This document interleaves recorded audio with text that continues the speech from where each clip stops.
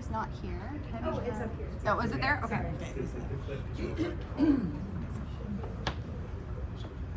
I think that the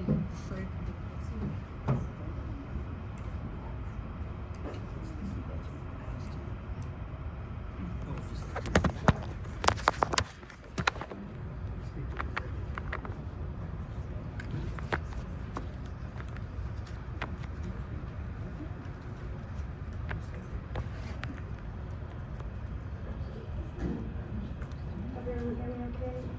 Testing, all good. Okay, hi friends, welcome back.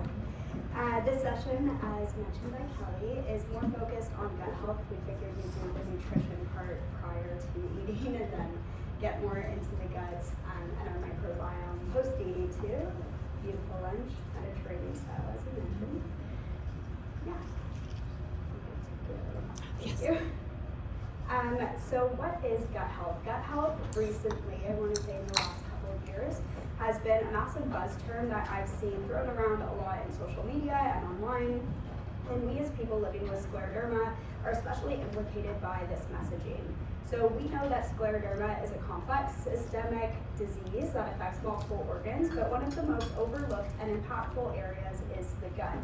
The gastrointestinal tract is involved in up to 90% of scleroderma cases. So many people living with scleroderma are going to be impacted in some way, including symptoms like bloating, reflux, malabsorption, and motility issues. The gut is so much more than just digestion. It's deeply connected to the immune system, inflammation, and even mental health. The food we eat, the bacteria in our gut, and the way our body processes nutrients can influence disease progression, symptom management, and our overall well-being. And then also just our disclosures. Probably skip this guy and the next one. And then again, just a disclaimer, obviously this is not medical advice. Always talk to your practitioner if you have any ideas or any questions or treatment options that you'd like to explore further. So to go over some of our key concepts for this slideshow include how scleroderma impacts our gut health, what the microbiome is, and some education around what it actually means, how our gut health is implicated in immune function, and then another key concept with some really interesting research is the gut-brain connection, and then lastly talking about visceral hypersensitivity and FODMAPs. And then our key takeaways for today are learning about habits to best support our gut health that can be integrated today. Some of them we already talked about earlier in our previous session as well. Common gut-related interventions that are used in scleroderma, including supplements, acupuncture, botanicals, medications, and other treatment options. So as we all know, scleroderma is an autoimmune condition where the immune system mistakenly attacks its own tissues. This process affects the digestive system in several different stages. Generally, we get some form of autoimmune injury, so the immune system, as I mentioned, targets tissues in the digestive tract. Immune cells infiltrate and digestive tissues, causing inflammation. We often get reduced blood flow in areas of the gut as well too, so blood vessels supplying digestive organs become damaged, leading to reduced blood flow and ischemia of tissues. As we all know, fibrosis, so we get the chronic inflammation that stimulates production of collagen, resulting in fibrosis and scarring the affected areas. We also get tissue thickening over time with that fibrotic nature of the disease. So tissues become thicker and less flexible, resulting in muscle weakness. So the thickened tissue becomes weakened and muscles responsible for moving food through the digestive system get weaker. We also have nerve dysfunction as well. So the nerves that control digestion can also be damaged, leading to further complications. As a result, individuals may experience symptoms such as difficulty swallowing, bloating, constipation, diarrhea, and heartburn. And understanding these changes can help in managing and treating digestive issues associated with scleroderma. So as with our last session, we talked a bit about malnutrition, how that occurs in the body when we don't get enough nutrients, either due to inadequate intake, which generally is quite common with the North American diet, but in terms of scleroderma, due to poor absorption. So in scleroderma, digestive issues like delayed gastric emptying and malabsorption can actually lead to those deficiencies in essential nutrients and affect overall health. Many people may experience GERD or have even heard of it outside of just scleroderma, but it's a chronic condition where stomach acid frequently flows back into the esophagus, causing symptoms like heartburn. And in scleroderma, we have weakened esophageal muscles that can contribute to this condition. SIBO, I don't know if anyone's heard of SIBO. I think, yes, we were chatting about it earlier, a couple of people. So this occurs when we have an abnormal increase in kind of the bad bacteria within our small intestine, leading to symptoms like bloating, diarrhea, and malnutrition as well. Pseudo-obstruction, and then also further just normal obstructions as well too, can kind of mimic the symptoms of a bowel obstruction without any physical blockage. It can cause severe abdominal pain, bloating, and vomiting. Reduced motility refers to the slow movement of food throughout the digestive tract. This can lead to symptoms like constipation and bloating. I also added in notes here, we had talked a little bit about it, but generally where the small arteries constrict excessively in the hands, feet, even in the ears in response to cold or stress. And this can make food preparation generally quite difficult, even if we're going through a flare with things can cause issues as well too. Esophageal tightening or esophageal strictures occur when the esophagus becomes too narrow due to fibrotic tissue, and this can lead to difficulty with swallowing and a sensation that food might be getting stuck. Microstomia is where the skin around the mouth tightens, making it difficult to open the mouth fully. And then individual sensitivities. Individuals with scleroderma may develop certain food sensitivities in response to foods or substances, and then these sensitivities can obviously exacerbate symptoms. So to kind of illustrate everything, one thing that I always think of when I think of scleroderma in the gut as someone living with scleroderma is that it ranges not only just from the mouth all the way down to the colon, but there are so many different barriers when it comes to eating. So I included here contractures. So a lot of us experience the thickening of the tissue around the hands, or calcium deposits, pain in the hands, and that can make food preparation quite difficult, including Raynaud's as well too. If we're preparing food that comes from the fridge or the freezer, even just going to the grocery store can obviously be quite difficult. We're getting that stark difference in temperature once we enter, the produce, the freezer, the fridge aisle. Microstomia, so trying to get food into the digestive system, and then Sjogren's, which is when we get a lack of mucus and saliva in the mouth and mucosal tissues, and then also dental concerns. I did a bit of research with the Scleroderma Patient-Centered Intervention Network on dental concerns with scleroderma, and it was quite vast, the research that we have related to scleroderma and dental issues. It's not just that our mouth opening can sometimes be a lot smaller, but also that there are bone resorption issues, cavities, caries. There are multiple different things that can occur with scleroderma as well. And this is just kind of at the start of when we actually want to eat our food. We're already faced with a lot of different barriers. Going on to the stomach, we can experience gastroparesis. In the esophagus, esophageal tightening, as we had mentioned, sometimes we get that choking sensation, and then acid reflux, bloating, stomach pain in the small intestine. We had mentioned SIBO, nutrient absorption in a bit of the small intestine, and then reduced motility as well, so slower digestion. A lot of our absorption of nutrients occurs in the large intestine, so a lot of malabsorption issues would occur here. We get the inflammation, dysbiosis, and then ultimately having the nutritional consequences. So a lot of us experience weight loss, malnutrition, and then are faced with deficiencies as well. I would also like to note that vomiting, diarrhea, constipation are also different consequences throughout this entire system of things that can occur while we have scleroderma. So moving on to why it matters. Almost there. There we go. Yeah. So the gut is a major part of the symptomology and pathophysiological events that occur in scleroderma. The gut has major implications for other body systems, as I mentioned, such as brain health and immune health. And through gut supportive modifications, we can combat oxidative stress in the body, modulate immunity, and hopefully make our body a little bit more tolerant to adversities. So there are a lot of different things that can influence our gut health. Dietary factors is also a really big one. So foods containing fillers, stabilizers, additives, or things that we might possibly be sensitive to. Highly processed foods that disrupt the balance of good gut bacteria. Diets high in processed foods and low in fiber may reduce beneficial bacteria and contribute to possible inflammation. Traveling is also a really big one. So generally with travel, we're exposed to different water, different sanitary practices of food, which may introduce different bacteria into our gut that we're not used to. Even pathogens, sometimes parasites as well too, if you're not lucky. Sometimes causing a temporary or prolonged digestive concerns.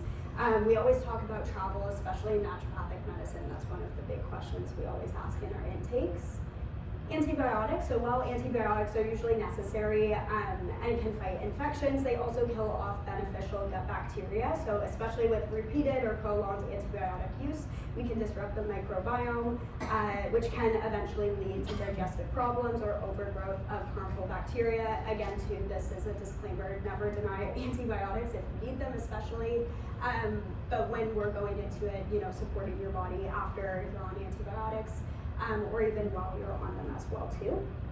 With medications, same things go, but certain medications such as PPIs, NSAIDs, and some immune suppressing drugs can affect good gut bacteria, digestion, and nutrient absorption. Genetics, unfortunately, this is one that we very much cannot change, but a person's genetic makeup can influence gut structure, immune response, susceptibility to gut-related issues, and some people are more prone to autoimmune conditions or digestive imbalances due to inherited factors. There are also different medical conditions such as diabetes, celiac disease, IBD, or thyroid disorders that impact our gut health. Stress and lifestyle as well, so chronic stress, poor sleep, smoking, and lack of physical activity can all negatively affect the gut. Stress hormones can alter gut motility, barrier function, and microbial composition. Poor sleep alters hormone regulation and inflammation, and then smoking harms the gut lining and microbiome, and inactivity slows digestion and reduces microbial diversity. Lastly, we have birth, delivery, and early life exposure. So how a baby is delivered can influence the early microbiome. Vaginal birth exposes newborns to beneficial maternal bacteria, while C-section delivery may kind of alter that composition and early bacterial colonization. And then early life exposure. So the first 3 months are very critical for establishing a healthy gut microbiome. Breastfeeding, early diets, and environmental exposures during this period can shape long-term gut health and immune function. All of these factors show how the gut is influenced not just by diet, but also by lifestyle, genetic, early life exposures, medications, and even stress. For people with scleroderma, maintaining gut health is particularly important for their digestive system, as we are already vulnerable. Now, obviously, not all of these factors are modifiable or within our control. So I like to focus on the ones that we are able to support. One being obviously the biggest one, dietary factors, what we can be cautious of. Medications, just knowing your risks and how to support your body while we're on medications like antibiotics, and then stress and lifestyle. So what is the gut microbiome? It's again a term that I think we hear very often, and a lot of us aren't 100% sure what that actually means and what is composed in our gut microbiome. So the gut microbiome is a vast community of trillions of microorganisms, including bacteria, viruses, fungi, archaea, that live primarily in the large intestine. So think of it being an entire ecosystem inside your digestive tract, with each organism playing a vital role keeping your gut and body healthy. One of the most important functions is breaking down food so that our bodies can't digest on their own. During this process, the microbiome produces essential nutrients like short-chain fatty acids, which help to feed cell linings of our gut and support overall metabolism. The gut microbiome is also a key player in our immune system, helps defend against harmful pathogens, reducing inflammation, and keeping the gut lining intact to prevent unwanted bacteria from entering the bloodstream. Interestingly, the gut-brain are very much influencing each other too through something called the gut-brain axis. This means that the microbiome can influence mood, stress response, and even cognitive function. And then finally, the microbiome maintains balance or homeostasis in the gut. When balance is disrupted through possibly antibiotics, poor sleep, stress, or illness, it can affect digestion, immunity, and our overall health. Now, just to go really briefly into some of the medications, just so that we know and kind of their consequences when looking at the gut with NSAIDs, especially with repeated use. This is also to preface this, a lot of this is with long-term use. Again, to never knock on medicine, please take your medicine if you're prescribed it. But with overuse of NSAIDs, so that's like your Tylenol, aspirin, etc., we can get GI ulcers and bleeding. Opioids can cause constipation, so generally you'll know if you're prescribed any opioids or any kind of painkiller, you can generally get kind of backed up. So there are different things like laxatives, there are different herbal medications and tinctures that you can take too to kind of reduce this. Anticholinergics generally slow gut motility. We've got our calcium channel blockers, which worsen reflux and then also can make us a bit more prone to constipation. So using different things to kind of keep things moving while we are on this, whether that's increasing fiber in the diet or possibly using herbs and tinctures to keep us regular. For iron, supplementation can generally be a bit irritating to the gut and again causing constipation as well too, which is usually why I say when we pair that with a lemon water in the morning, kind of helps to flush things out and still keep things regular, stimulating digestion. Obviously with antibiotics, it can disrupt our flora, cause diarrhea. Same with metformin, just causing the diarrhea. Corticosteroids increase ulcer risk. With chemotherapy, we get mucosal damage, nausea. PPIs cause lower stomach acid, possibly introducing the risk for infection. And then with laxatives, we all know can cause cramping and diarrhea. So many of these medications, as I said, disclaimer always is there, can be 100% necessary for the management of scleroderma, but just knowing our risks and how we can support ourselves while we're on medications, I think is super huge. So then going into dysbiosis. So sometimes the gut microbiome can become imbalanced, which means harmful bacteria starts to outnumber the beneficial ones. The imbalance can cause a variety of digestive issues and even worsen other health problems. One common contributor in scleroderma is reduced gut motility when the muscles in the digestive tract don't move food efficiently. Bacteria can accumulate in areas where they don't normally grow, and this can lead to something like we had talked about called SIBO, which often causes bloating, abdominal discomfort, diarrhea, nutrient malabsorption. Chronic inflammation, which is common in autoimmune conditions like scleroderma, can further disrupt the balance of gut microbes. Inflammation changes the gut environment, making it harder for beneficial bacteria to thrive and easier for harmful bacteria to dominate.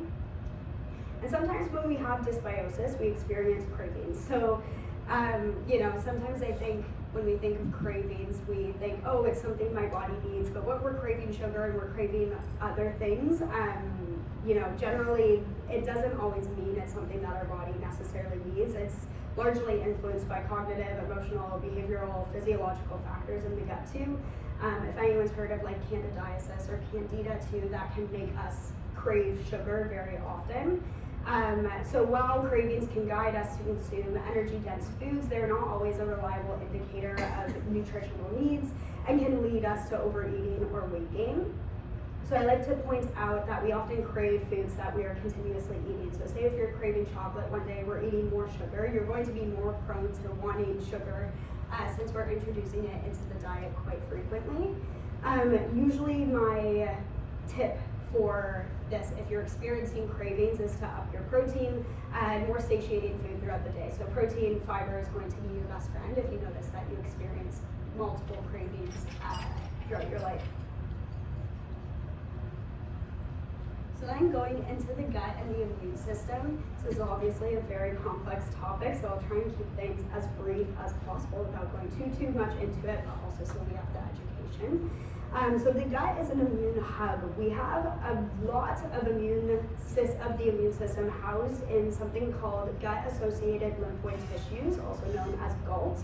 So the gut constantly interacts with the outside world through food, bacteria, and toxins, influencing our immune responses and inflammation. In scleroderma, gut dysbiosis, as we had talked about, can contribute to chronic inflammation, autoimmunity, and poor nutrient absorption. There's also something called leaky gut, whether that's, super evidence-based or not. We get something kind of similar to that with autoimmunity. So the gut lining acts as a protective barrier, preventing toxins and undigested food from entering the bloodstream. Dysbiosis and inflammation can weaken this gut barrier, leading to increased permeability. So that's kind of what we see when we hear people talking about leaky gut, is that permeability of the intestinal wall. This can allow for bacterial byproducts and toxins to enter the circulation, triggering an immune response and inflammation, potentially worsening our scleroderma symptoms. So how the gut bacteria influences immunity, as I had mentioned, we have things called short-chain fatty acids, also known as CSCFAS, from fiber fermentation, which can help regulate inflammation and our immune tolerance. Dysbiosis, which can be linked to increased fibrosis, inflammation, and GI dysfunction in scleroderma, and then pro and prebiotics can help restore this balance and support immune function. The role of the diet in the gut immune health as well too is an anti-inflammatory diet rich in fiber, polyphenols, omega-3, can help to modulate the immune system and support gut integrity. High sugar, ultra-processed foods may promote dysbiosis and inflammation, possibly worsening symptoms. And then nutrients like glutamine, zinc, vitamin D, we're going to talk about these a little bit further on, support gut barrier integrity and immune regulation. So moving on to something that, again too, I kind of geek out a little bit about this, is the gut-brain axis. So we have this bi-directional communication between the gut and the brain. I don't know if you've ever heard of people calling the gut the second brain, but this is generally why and where that saying comes from. Between the gut and the brain via something called the vagus nerve and gut microbiota. The gut is often referred to, again, as a second brain because of its ability to influence mood, cognition, and overall mental well-being. This connection is particularly relevant in scleroderma, where chronic inflammation and gut dysfunction can indirectly and directly affect our mental health. So the vagus nerve connects the gut to the brainstem, transmitting signals related to digestion, immune response, and mood regulation. Gut inflammation, often seen in scleroderma, can alter the vagus nerve activity, leading to increased stress and anxiety. Vagus nerve stimulation can promote calmness, reduce inflammation, and then supporting our gut healing. Chronic illness, including pain, fatigue, gastrointestinal symptoms, in scleroderma already can lead to anxiety, depression, and stress. The gut-brain axis plays a role by influencing the brain's response to inflammation and emotional regulation. Managing stress can significantly impact gut health, helping to reduce bloating, improve digestion, and enhance immune function. So what does this kind of mean, and how can we use it to our advantage? Is there are definitely therapeutic benefits of CBT and probiotics and how they work on both the gut and the brain. So when we use CBT, also known as cognitive behavioral therapy, it is a therapeutic approach to help individuals manage chronic illness by changing negative thought patterns, reduce anxiety, improve coping skills, potentially improving our gut health by lowering stress levels. And then CBT for gut health in specific has been shown to improve symptoms of irritable bowel syndrome and other gut disorders. So this is something relatively new. There's actually an app, again too, not sponsored by any means, but it's called Nerva. And it's one of the first kind of developments that I've at least seen where we see CBT used specifically for the gut. So it's kind of like a therapy app that you can use, you can download. I believe it costs something though. I think it's a bit pricey, but there's generally like free trials and whatnot. But same thing goes with just cognitive behavioral therapy. Seeing a therapist and knowing that can also actually benefit the gut as well too is something I think is really, really cool. Same goes with probiotic use. So probiotic, not just saying supplemental probiotics, but also dietary probiotics, help to restore the balance of the gut microbiota, supporting both mental health and immune function.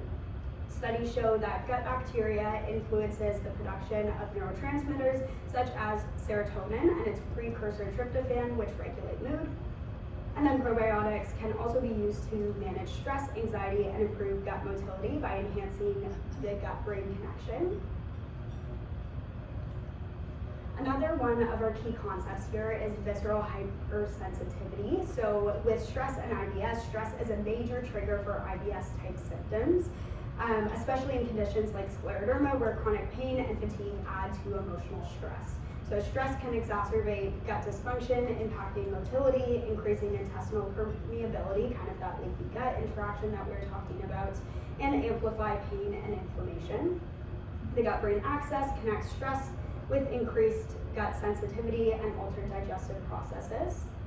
Dysmotility and bloating, so as we were talking about, kind of that issue with motility in the gut is a common feature in scleroderma and often leads to constipation and diarrhea, key features of IBS. And then bloating and distension results in slow transit time, so how fast the food is actually moving in the digestive tract. And gas retention, often worsened by food sensitivity. So both stress and dysmotility contribute to that uncomfortable sensation of fullness and abdominal discomfort and distension. Now what this kind of leads us with is something called mechanoreceptor activity. So there are mechanoreceptors that are sensitive nerve endings in the gut and detect stretch and pressure in the stomach, lower intestine region. So in IBS, these receptors become hyperreactive, leading to heightened sensitivity and pain even with normal gut movement. So let's say we just eat a normal meal, we're generally hypersensitive to some of those motions going through. And in scleroderma, we get something similar, or if you suffer from IBS as well too, again, sometimes those can be slightly interchangeable, the gut experiences we have.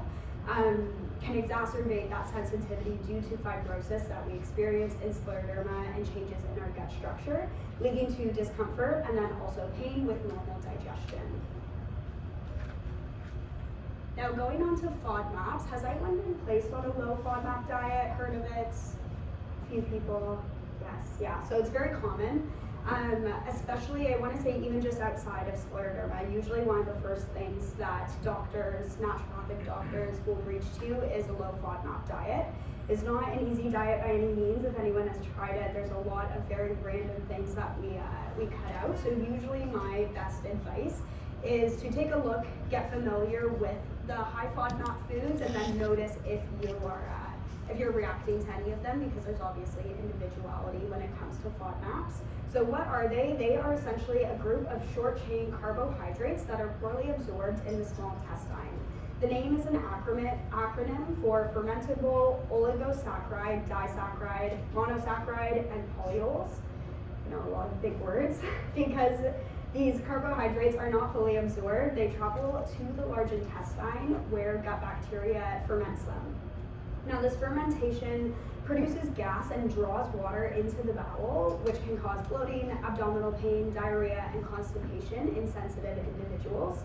So a low FODMAP diet is sometimes used to reduce these symptoms. Again too, I want to kind of point out that a diet like this doesn't necessarily address a root of the issue, but it is more to help with symptom suppression. So especially in conditions like IBS or SIBO, this may be beneficial even for people with scleroderma who experience bloating and discomfort. So when we're talking about oligosaccharides, we talk about wheat, garlic, onions, legumes, certain vegetables like asparagus, artichokes, beetroot, Brussels sprouts. Again too, you can go online and have a whole list of these guys. Disaccharides, meaning lactose, so that's your milk, soft cheeses, yogurt, ice cream, and cream. There are also, there are also lactose products like our cheeses that are much lower in lactose. So if you notice you have a harder time with softer cheeses like brie, maybe trying a harder cheese, Parmesan is quite actually low in lactose. So those are some things that we can tease out too. If you notice that you still really like cheese, you like to enjoy it, but there are certain types that bother you. Monosaccharides, certain fruits, so apples, pears, mangoes, cherries, watermelon, honey, and high fructose corn syrup, which is usually why we go for a lower sugar or added sugar diet, trying to remove those added sugars. And then polyols, again, super random fruits, so stone fruits like peaches, plums, apricots, cauliflower, sugar-free gums, mints, candies, and then some artificial sweeteners. Again, like I said too, this can be a very hard diet if we follow it, piece by piece. and rule by rule, but if you kind of get familiar with the ones that may be causing you individual issues, that's where a diet diary can also come in handy. You know, if we have something that was super heavy in legumes one day, we can notice that that's actually a FODMAP, and that may be the reason why it's giving us issues, and then maybe we're actually okay to tolerate lactose. So just being individual about it and getting aware would be my best recommendation, so that you're still enjoying your diet as well too. So similar to our previous slideshow, we were talking about the Mediterranean diet. Again, most current dietary recommendations focus on fruit, dark leafy vegetables, lean proteins. Again, the Mediterranean diet and blood sugar balancing for our meals, snacks, identifying triggers, and having whole foods as a priority. So being able to make your food at home, able to meal prep, freeze foods if possible. Another random thing, I just thought this now, is sometimes people with scleroderma also have something called a histamine intolerance, and the longer we keep our food actually in the fridge is when we get a bit more histamine in the diet, and the food starts to, it's almost, I don't want to say like mold, but it's been out for longer. So a good way to counteract that is just freezing your food. If you meal prep a bunch of food, if you notice that you have issues with preserved foods, or possibly, my way that I figured this out was I was eating a lot of rotisserie chicken. I was vegetarian for 10 years, and then I started eating meat, and my first thing I was eating was rotisserie chicken. And I noticed I was having a lot of issues. I was super inflamed, my hands were not feeling good. I was like, I can't eat meat ever again. Meat is not for me, I'm going back to being vegetarian. That was actually once I removed that, and done a bit of research and talking with different doctors and my naturopath, that we discovered it was likely just a histamine intolerance. And I noticed with high histamine containing foods was my personal issue. So generally, just seeing if you're sensitive in that way, and if you are, you can freeze your food after preparing it, rather than letting it sit in the fridge. If not, again too, it's not always an issue for everyone. And then common sensitivities that we do see in scleroderma is obviously our FODMAPs, nightshade vegetables, so that is your eggplant, red pepper, tomatoes, caffeine, carbonation, and then peppermint also actually relaxes the lower esophageal sphincter a bit too much. So just being cautious if you do drink peppermint tea, noticing if you have any symptoms with it as well. Again too, none of these are like hard no's aside from like processed foods, refined sugars, alcohol, excess caffeine, those things we want in moderation, but with sensitivities, just seeing what you are individually sensitive towards. So then moving on to kind of a list of foods relatively to avoid. Again, too, we all have to live life. I'm not going to say no to dessert every now and then, but refined carbs, those are our white breads, our white pastas, because they break down into glucose in the body quite quickly, spike our blood sugar relatively high, and then eating them in excess can obviously lead to blood sugar elevations that are chronic, and push us more towards diabetes. Same with added sugar, same with trans fats, processed meats. Generally can be a bit more carcinogenic as well too, so just being cautious if we're having a lot of bacon, sausages, processed red meat specifically in the diet, being cautious of excess omega-6 fatty acids. Now I put this with an asterisk because there's a lot of controversy right now for whatever reason around, if different seed oils, I don't know if anyone's heard of people talking a lot about seed oils recently, if they're inflammatory, if they're not inflammatory. I think the one thing that we generally can agree on is when we are frying foods, they're usually in an omega-6 heavy oil, so like your canola oils, something that we're deep frying in. So that's usually what my personal opinion is if we're avoiding fried foods, and we're usually avoiding seed oils regardless if we're not eating fried foods, if that makes sense. And then using extra virgin olive oil as a good oil to substitute with. Same with avocado oil is also another good one. Food additives, noticing if you're sensitive. I always use this story when I was going to the grocery store. I drink matcha in the morning, sometimes a coffee, and I was getting really, really bloated and not feeling good every time I would eat it, and I was always able to tolerate matcha completely fine. It was like my go-to. I loved having it in the morning. But I was noticing that every time I was using like an oat milk or an almond milk, anything like that, I was getting really distended. And it was actually an additive problem. So I was looking at the different additives, and once I was able to find one that had a bit less of those fillers and stabilizers in it. I was tolerating it a lot well. Again, too, that's not for everyone. People can tolerate things very differently, but just something to be cautious of. We have our individual food sensitivities. Again, there's a debate on artificial sugars too. You'll notice things in nutrition tend to be rather controversial for whatever reason. You know, something's super hot one day and then it's not. So artificial sugars, we know can be beneficial for people living with diabetes, especially if we don't want our blood sugar to actually raise. However, there is some debate that when we consume artificial sugars, our blood sugar actually raises in anticipation of having something relatively sweet. And then also its impact possibly on our gut as well too, that it might affect the bacteria in the gut as well. So again, just being cautious of it. Is it something that I think, 100% everyone needs to remove from their diet? No, I think just being cautious and knowing if you're sensitive to artificial sugars or not. High FODMAP foods. I also put cleanses and detoxes just because I think we are a more vulnerable group of people. So if someone's trying to sell you a cleanse or a detox or do this and it's going to fix all your problems, it's obviously not how most things work in life, especially when it comes to the gut.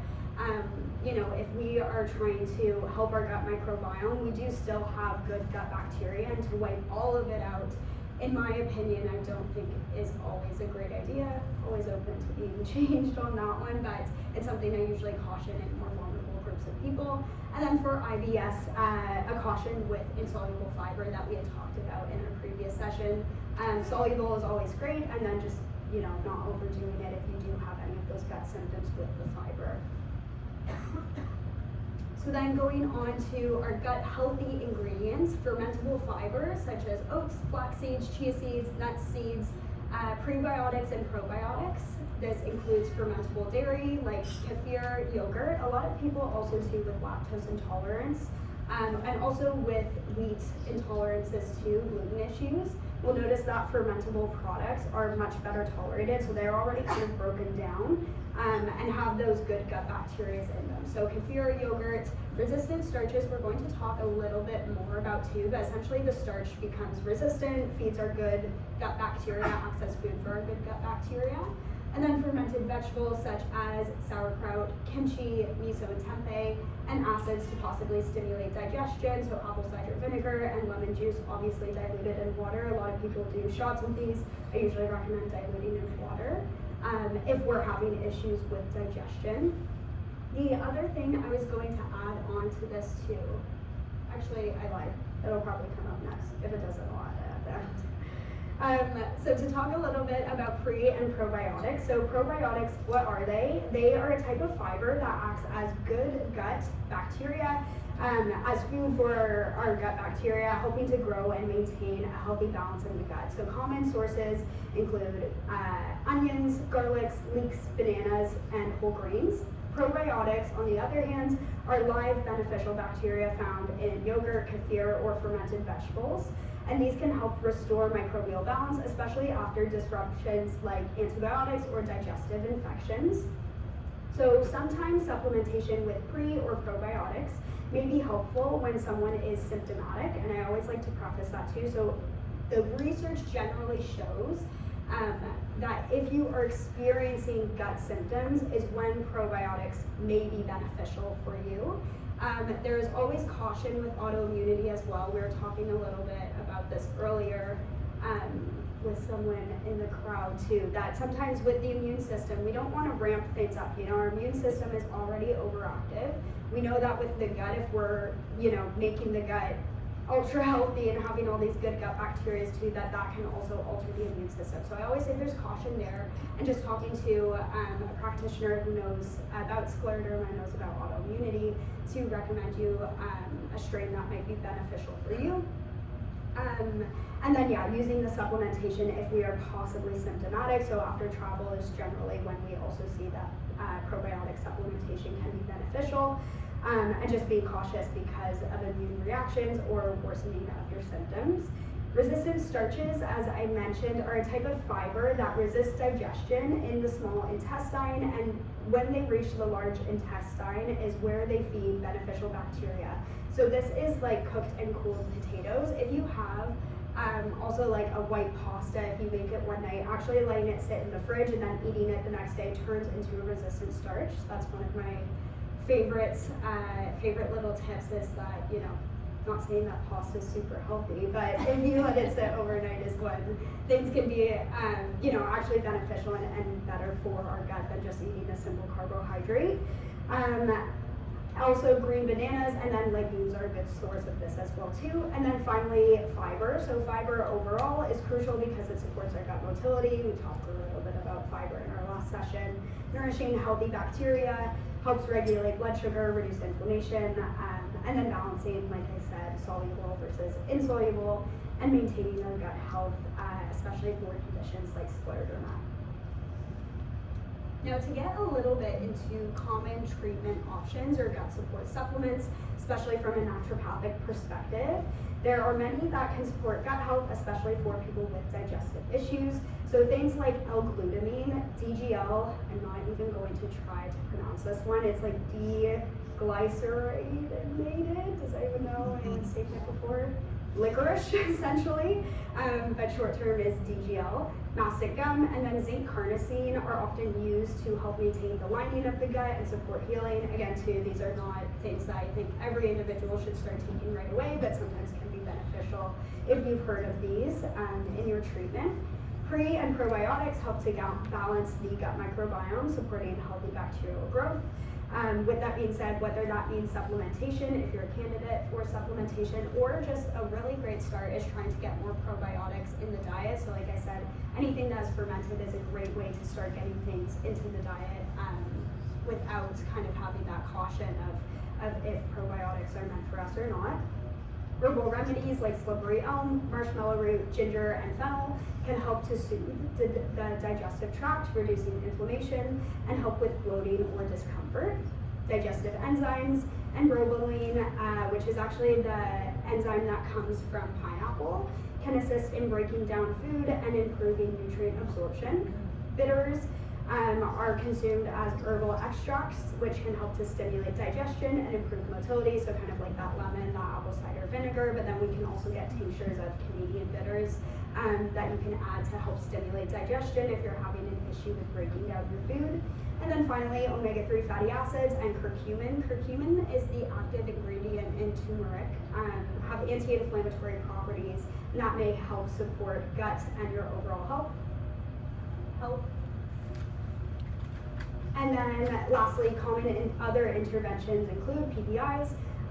Some of us may be prescribed these here. They're very common medication, help to reduce stomach acid and help manage our acid reflux if you have GERD, protecting the esophagus and relieving discomfort, laxatives or stool softeners. Again, too, there are different herbal types of laxatives that you can take as well. Help to address constipation, which is most common when our gut motility is reduced. Antibiotics may be used to treat different bacterial overgrowths, especially in the small intestine. If you've ever had something called H. pylori, I hope no one here has had it. It can generally be difficult if you're symptomatic with it, but using those to treat it and can help with the symptoms that we experience from that. There's also iron supplementation or transfusions. Again, if we are very much deficient, we had chatted a little bit about that earlier.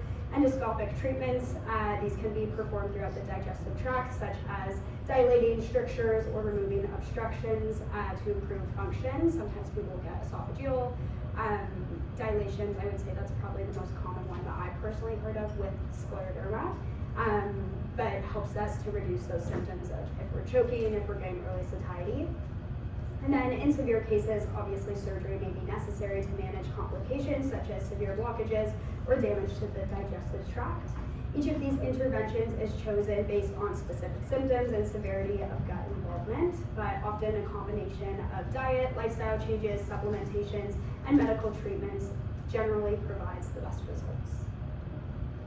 And then just going over, again, we chatted a little bit about these in our last session, but our more gut health strategies for scleroderma.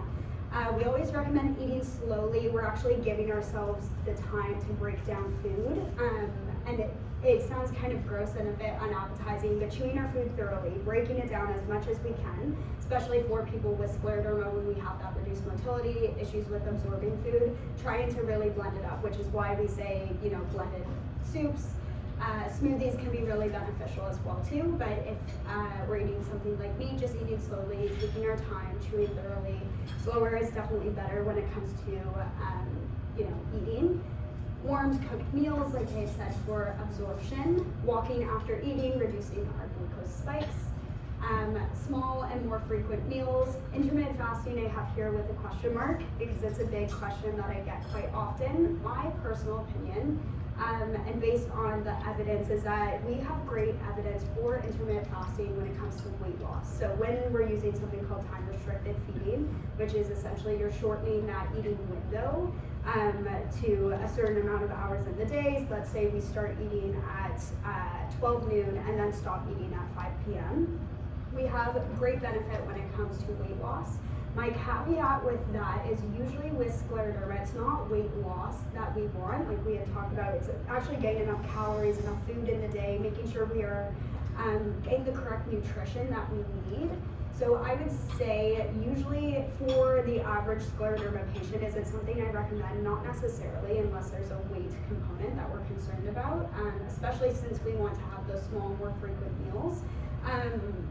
So that's usually my caveat. Do I think it's a great tool and can be used if appropriate? Yes, but I think it's also something that with scleroderma, does it 100% make sense? Not all the time. I think also too for women, there's a bit of a hormone component there, so delaying eating for a certain amount of time can sometimes lead to increases in cortisol, make us a bit shaky and whatnot. So a bit of finding a sweet spot as to what works for you. It's not 100% no, it's not 100% yes. Having regular meal timing for our circadian rhythm. So our gut, we know, is relatively impacted by circadian rhythm. So making sure that your meals are as regular. So if you wake up, have breakfast. I'm not saying if you're, wake up, have breakfast at 8 a.m., eat lunch at 12, and then, have dinner at 5. But definitely just being more regular that you're having, your breakfast, your lunch, your dinner at a relatively similar time throughout the day. Adequate fiber and probiotic content in the diet, individualized supplementation if appropriate, avoiding chewing gum, smoking, having diversity in the diet is also huge too. A lot of people think we need to be rigid, eating the same thing every day, but if we give our microbes in our guts a chance to see different foods and different things, then it's only beneficial for our gut bacteria. Again, the Mediterranean or non-industrialized diet, and then obviously our order of eating that we had chatted about, having your fiber, your protein, fat, and then your carbs at the end. I believe that is it. Thank you so much. We have time. Do we have time for questions? I think a bit of time. 2:30? Yes. A bit over 10 minutes if there's any questions. Yes. Do we have the mic? Do you need a mic? There we go. And just like that. Yeah, perfect. Thank you, Brendan. Mic. Did I see that right? You had marshmallow in there? Yeah, marshmallow root. Yeah, I know, not the fun stuff. We've all seen enough evidence to know the harm of stress, but stress is hard to nail down. Yes. It's hard to know that you're under stress. Yeah. So if it's that nebulous and it affects our gut diet, which, by the way, thank you, I had no idea the impact. I'd like to try and connect the dots a little bit. Yeah. Is being under stress bad for our gut diet because we might forget a meal, we might forget something, or take a drink or something like that, or Yeah. We do know when we're stressed, and then I'll also add underslept to that we make poor eating choices. So that's a good way to bring it up because, if we're stressed out, like you said, maybe we're reaching for fast food, maybe we don't have enough time to cook a home cooked meal. All of these things kind of apply to it as well, 100%. I think that's like a big component of it is when we're stressed and underslept. We tend to make poor decisions. We also have more food cravings as well too if we're underslept. So yeah, I definitely agree with everything you said there. Thank you. about, sorry. Yes, I was like, where's it coming from? We've also known about the chewing gum. Is Yes. it, when you have Sjogren's, Yes, it is so hard to Yeah. not have gum or something in your for mouth. sure. Yeah, that's a good point to bring up. With Sjogren's definitely can be beneficial. We can also get, there's different gums that actually help us produce more saliva. I believe they're over the counter, if not prescription, so it can be beneficial in that way. More for the bloating in scleroderma is we're inevitably swallowing more air. So that would be the only thing that I would be cautious of, but that's something you can be cautious of too, even if you have gum and if it's necessary. Thank you. Over here.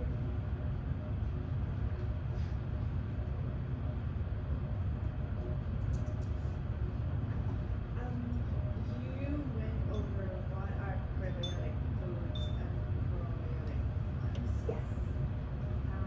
But I have always a hard time differentiating what's like Of each. Yeah. So essentially, to kind of make it simple, prebiotics, I always like to think of the food that's actually feeding our good gut bacteria, which kind of sounds weird to think about, that we have all these microbes and things, but it's actually feeding that good gut bacteria, whereas probiotics actually act as the good gut bacteria themselves that we're introducing into the diets. Probiotics can obviously be really beneficial, and I usually encourage people to try to come out of their comfort zone when it comes to probiotics. Usually with like a standard North American diet, we're not getting many, if not any. Sourdough's been on a big rise though recently, so if anyone makes their own or eats it, it can be a good way to get some probiotics in the diet. Yes. It's okay.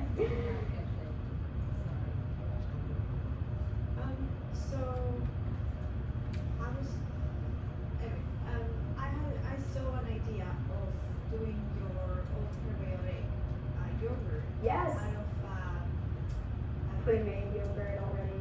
oh yeah, I made my own yogurt Yeah. with milk, right? Yeah. Using Totally.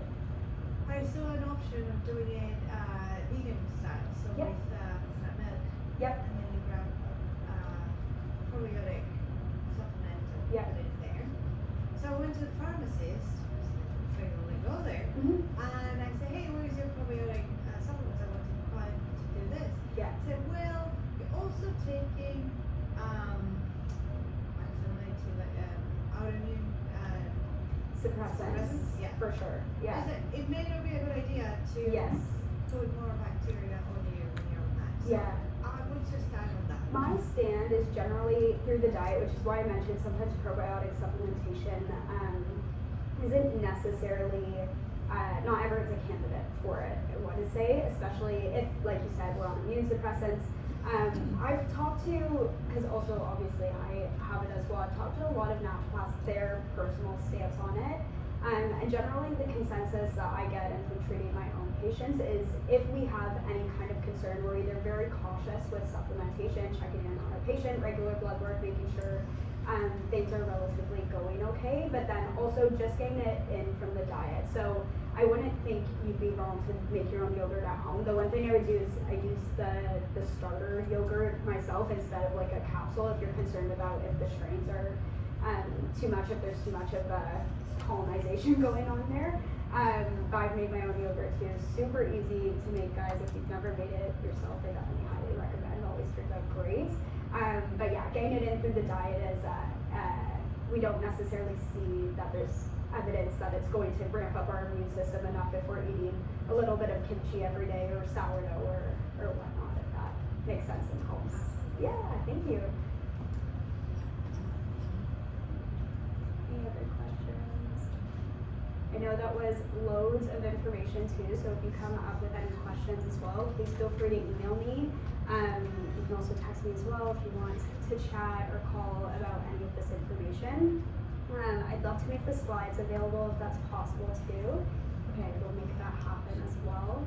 Thank you so much for having me. It's been such a pleasure. My sister and I were saying it's always so nice coming to BC. Everyone's so friendly and the energy in the room is always absolutely fantastic. Like you guys make presenting and being here a fantastic time. So thank you so much for having me. And yeah.